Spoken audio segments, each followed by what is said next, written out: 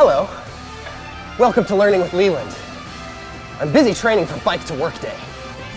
Now, biking is hard work. What's even harder work is driving.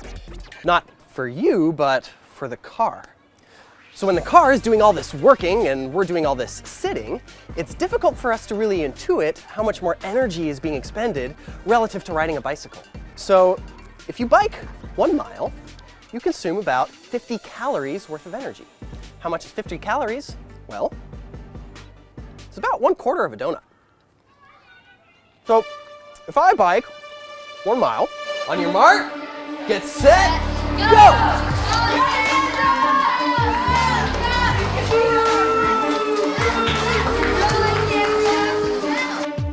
I need to replace that energy content by taking, say, a large bite of a donut.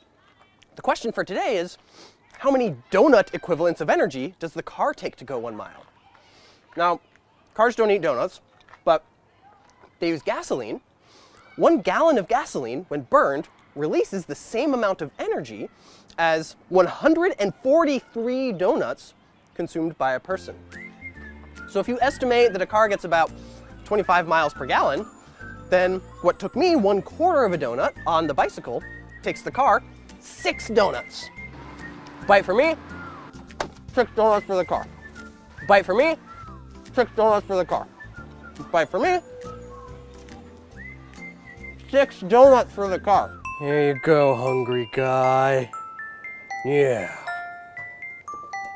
So for me to do my 4-mile bike to work, I have to burn about 1 donut's worth of energy.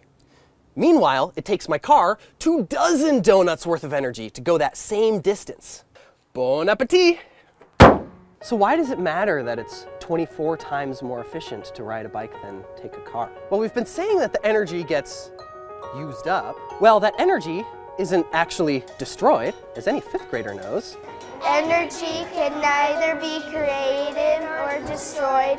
It can only change its form. What's really happening is we're converting that energy.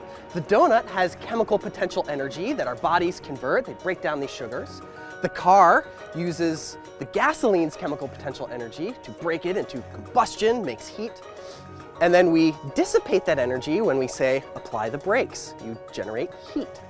That heat is in an unusable form. Physicists say we're increasing entropy.